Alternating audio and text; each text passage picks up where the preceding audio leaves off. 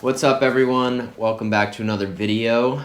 This is Jarrett and Annmarie with Living in Cary, and today in this video we're going to go over the 5 pros and cons of Cary, coming from an outsider's perspective and not locals, because we are not native to the area. So let's get to it.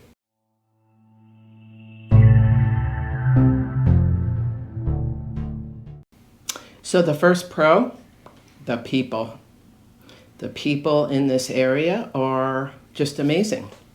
They're polite and courteous and respectful, and I can't say enough good stuff about them. Yeah, I mean, all of our encounters so far, we've noticed a nice change of pace from, where we're originally from in the Northeast. It's a lot more laid back, relaxed. People are more considerate and hospitable.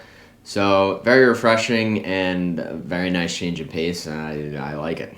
Yeah, me too. Like, I remember that time I had to go to Staples, and I'm walking in, and this woman is opening the door, and she's got a kid in one hand, and she's held the door open for me.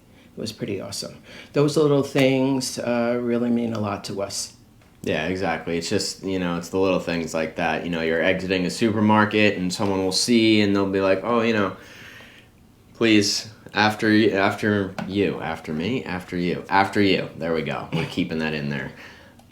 So yeah, it's just the little things like that, little things that you notice. It's nice, and yeah. And just so you know, it's a pretty diverse population.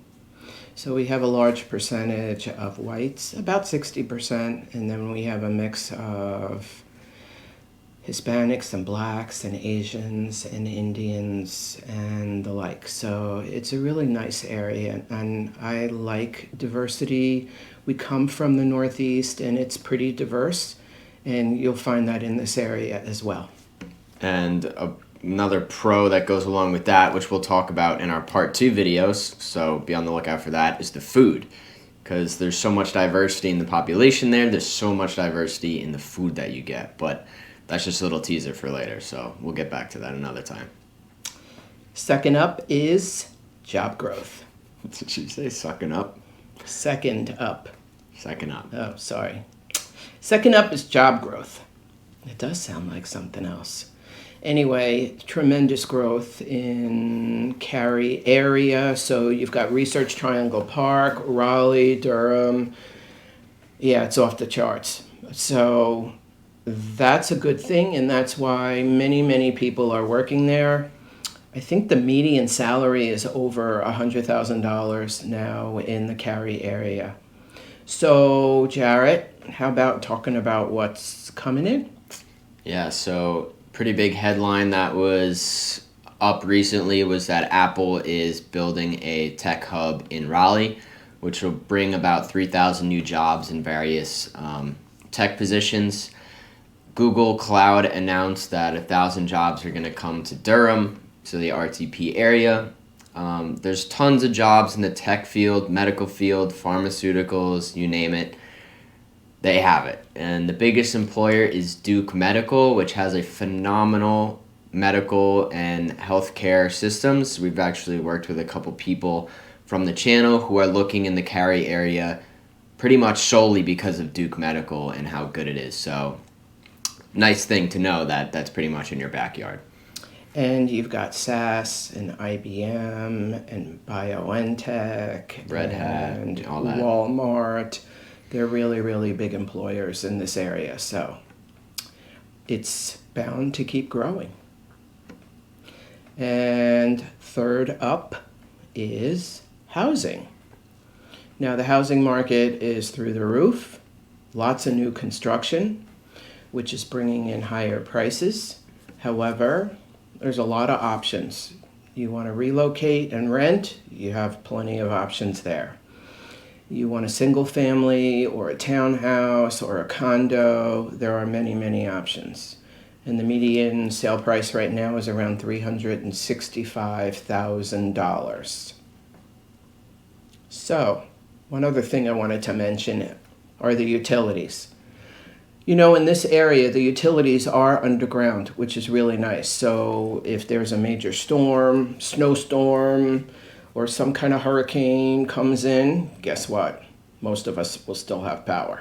So really like that, and that's different from the Northeast. So next up, we're going to move on to safety and crime, which is a big allure for people looking to live in Cary and the surrounding area because it is extremely safe. And it's kind of amazing that it's so safe because of how big it is. It's 170,000 people roughly that live in Cary, which makes it the 7th largest city in North Carolina. And they still manage with all those people to keep it one of the safest places in North Carolina, coming in at number 6 in the state as the safest. So on the violent crime index, it ranks a 0.7, which is absurdly low. And for property crime, which is, your break-ins, your burglaries, all that lovely stuff, comes in. Stealing the gifts off of your front steps. Package stealing. Get a Ring doorbell. That comes in at a 9, which for Cary and for the population is also extremely low. So it is one of the biggest allures for people, like I said. And again, we've actually talked to people, some viewers of our channel, and that was one of the things that drew them to the area as well. So especially if you have a family or you like that peace of mind that you're just in a safe area, it's very important. Who's not going to like that? So +1 for Cary on safety. And last but not least, to wrap up our pros, we're going to be talking about traffic and driving. Now, this is going to be very relative to people because Cary is very central to pretty much everything around it. But anyway, it is close to everything. It's close to schools. We'll get to that in our part 2 video. But because so many people are coming, I'm getting into the cons now. I'm all over the place. Because more people are coming, traffic is going to get a little worse. But us coming from the Northeast, what is bad for down here already is awesome for us. We're used to hour commutes, 45-minute commutes, hour plus, bumper to bumper traffic. And down here, what's considered bad now is maybe, a 20-minute drive now into a 30, 35-minute drive, maybe 40, worst case scenario. But it's nothing like it is in the Northeast. Exactly. Not like it would be up there, or if you're coming from California where it's impossible to get anywhere at any time of day. So, like I said, it's relative, but, we think that traffic is a pro because businesses in RTP, they're mostly spread out. It's not one central metropolitan city that people all mass into. It's more of a, he goes here, she goes there, they go there, that type of thing. So that's a good point. Because Cary's central, you'll find most of the job growth is outside of Cary, and therefore you're either driving to Durham or Raleigh or Research Triangle Park, and that's on the outskirts of central Cary. So that's a very good point. I didn't think about that, but it's a good one, Jarrett. Yep, so that wraps that up, and now time for the cons. People? Well, I really can't think of one except for the fact that you got to learn to chill when you come here. You got to learn to relax a little bit. You got to remember that when you go grocery shopping, the people in the line ahead of you could be talking to the cashier, and it's not, in and out quick. So that's a whole new lifestyle thing. We happen to love it, and hopefully you will too. Yeah, definitely. It's a little, like we mentioned earlier, slower pace. So, up here, if you expect something to get done immediately, down here, it might not happen immediately. It might take a little longer because you just go with the ebb and flow of stuff. And that's more my speed. But, just something to be aware of if you're coming from, wherever you're coming from. If it's not like that, just be aware that it's like that here. So exactly. Okay. Job growth. Although job growth is great, brings in people, more housing, and small business growth, etc. It has its negativity in that eventually maybe it'll get a little too crowded, which kind of relates to housing. So a lot of new construction, and that brings in a lot more people, and therefore it could impact privacy, traffic, all kinds of things. So that's kind of a con. But it's going to take some time. And in the meantime, life is good. Yeah, I couldn't agree with that more. Job growth will impact housing, which will impact traffic, and it's all kind of interconnected. So pretty much the more jobs that come, the more people that come, which means the more housing there needs to be, which means the more people are going to be on the road. So, make of it what you will, but that's just the reality of what's happening to the area. So it's growing and it's becoming a better area in our opinion. Yes. A lot of new construction, new parks, new houses, new drivers. So we've already talked a little bit about traffic, but yeah, the traffic will most likely increase over the next few years. It's still not as bad as it is in the Northeast or out in California, so we kind of like it. And many of us are work from home, at least part-time. So that kind of alleviates some of the traffic problem. Now we're going to get into some cons, and the first con we have is housing. So with all this job growth coming in, all of the people relocating, it's getting more crowded and people need a place to live. So housing numbers, their prices have gone up pretty significantly. Even in the past couple of years, they have appreciated immensely, and that is a cause of concern for some people who are looking to move in. So there are options, and we'll get into it, but the rising home costs we have as a con. So the inventory is extremely low in Cary. You're probably looking at less than a month, which means that every month whatever's on the market has sold. And it's sold pretty quickly, and it usually sells with multiple offers. That's how great the demand is. However, meeting that demand or trying to meet that demand is a lot of new construction. But what's happening with the new construction is as a result of the demand and rising lumber prices, etc., shipping costs, home prices have increased significantly over the past 12 months.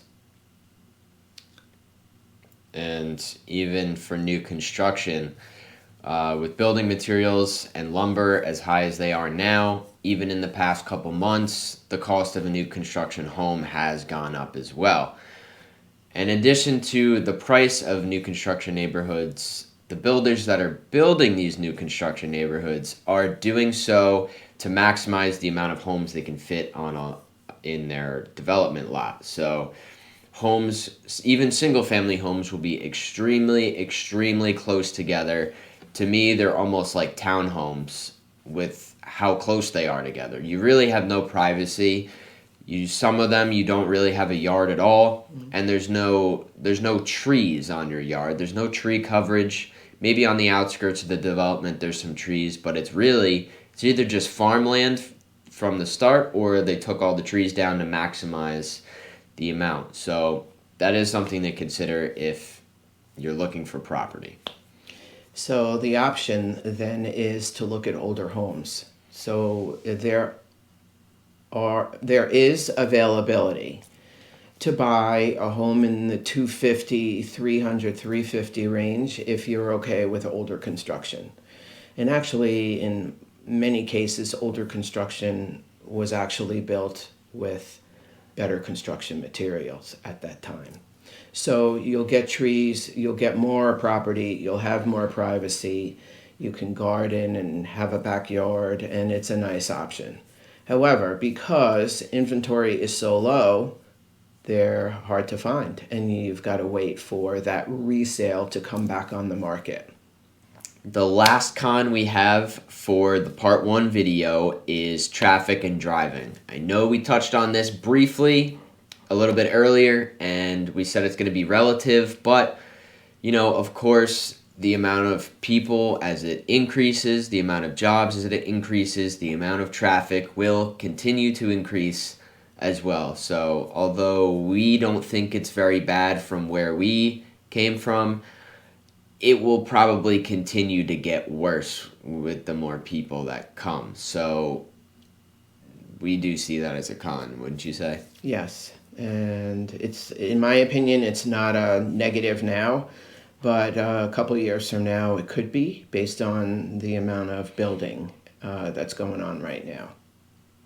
And you'd say there's really no mass transportation system into RTP because, as we said, everything's spread out. So building will be over here, building will be over there, building, so there's no really subway like we have in New York. New York, or a bus system to take you into the one central metropolitan area. You kind of need a car to get around. You do need a car. You need a car to get to whatever bus station or rail station that you need to get to. You need a car if you want to go shopping. You want to run to Food Lion or Harris Teeter and you don't want to wait for a bus.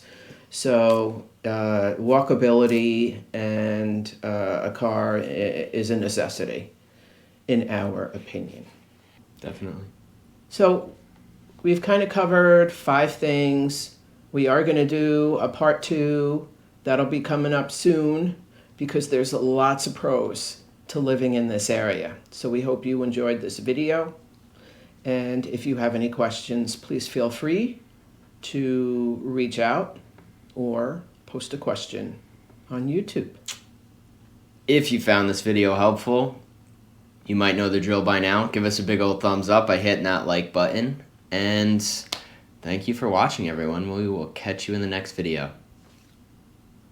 Bye. See ya.